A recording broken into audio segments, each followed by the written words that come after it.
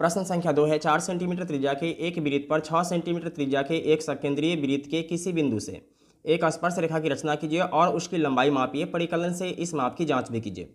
यहाँ एक नया शब्द आ गया है, सकेंद्रीय वृत्त। ठीक है, ये क्या होता है? देखिए, जब एक ही केंद्र पे दो अलग अलग त्रिज्या के वृत्त होते हैं तो उस वृत्त को हम सकेंद्रीय वृत्त कहते हैं। ठीक है, तो उसी केंद्र पे 4 सेंटीमीटर त्रिज्या का वृत्त खींचना है और उसी केंद्र पे 6 सेंटीमीटर त्रिज्या का वृत्त खींचना है। तो ये खींच लेते हैं। देखिए, सबसे पहले हम लोग क्या करेंगे, स्केल से 4 सेंटीमीटर त्रिज्या नाप लेते हैं। ठीक है, ये हो गया 4 सेंटीमीटर। ठीक है, तो इसको क्या करेंगे, ऐसे रखेंगे और 4 सेंटीमीटर त्रिज्या का एक वृत्त खींच लेंगे।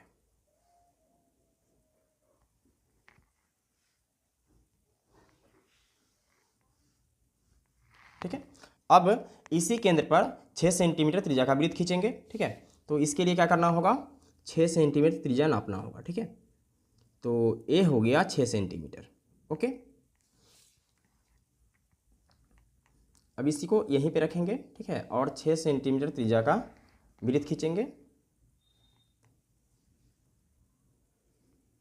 ये हो गया।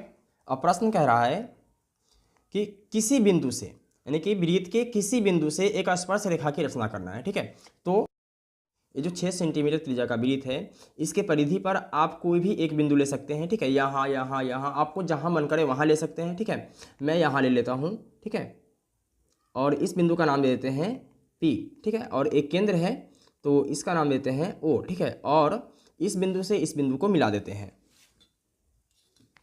इस तरीके से मिला दिया, यहाँ रखेंगे और यहाँ रखेंगे। ठीक है, इसके बाद ये हमने मिला दिया। ओके, इसके बाद क्या करना है, इस OP रेखा को समद्विभाजित करना है। ठीक है, तो समद्विभाजित करने के लिए क्या करना होता है कि आधा से थोड़ा सा ज़्यादा रखते हैं हम इसको। ठीक है, इस त्रिज्या को जैसे इतना पे रख देते हैं। ठीक है, आधा यहाँ के लगभग होता है। ठीक है, तो यहाँ पे हम एक चाप काटेंगे, ऊपर नीचे दोनों। ठीक है, और फिर O पर इसको रखेंगे प्रकाल को, और ऊपर नीचे दोनों चाप काटेंगे। ठीक है, ये हमने काट दिया। हमारे पास दो बिंदु आ गया, एक A बिंदु और एक A बिंदु। ठीक है, इस दोनों बिंदु को मिला देते हैं। ये हमने मिला दिया।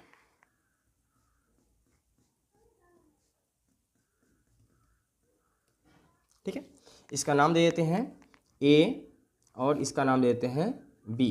ठीक है, इसके बाद मान लीजिए कि ये जो समद्विभाजक है OP को C बिंदु पे काटता है। ठीक है, अब OC त्रिज्या लेकर एक वृत्त खींचना है। ठीक है, या CP भी आप कह सकते हैं।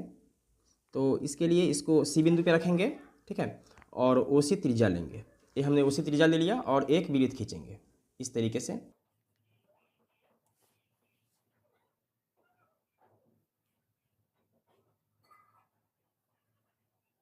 ठीक है, और ये जो वृत्त है ये पहले से खींचे गए 4 सेंटीमीटर त्रिज्या वाले वृत्त को इस बिंदु पे और इस बिंदु पे प्रतिच्छेद कर रहा है। ठीक है, तो इसका नाम देते हैं Q और इसका नाम दे देते हैं R। ठीक है, आप कोई भी नाम दे सकते हैं, कोई प्रॉब्लम नहीं है इससे।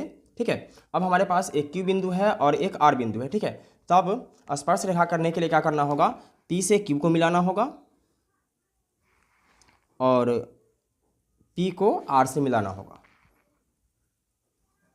ठीक है, ये हमने मिला दिया। अब हमारा रचना बनके तैयार हो चुका है। अब हमें लिखना है रचना के चरण। ठीक है, लेकिन हमें औचित्य भी लिखना होता है। इसके लिए क्या करेंगे, O से Q को मिला देते हैं और O से R को मिला देते हैं। ठीक है, तो इसको ऐसे मिलाएंगे।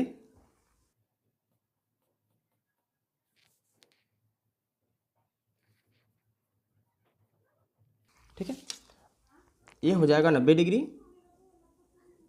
ठीक है, और ये भी हो जाएगा 90 डिग्री। ठीक है, अब हमें लिखना है रचना के चरण।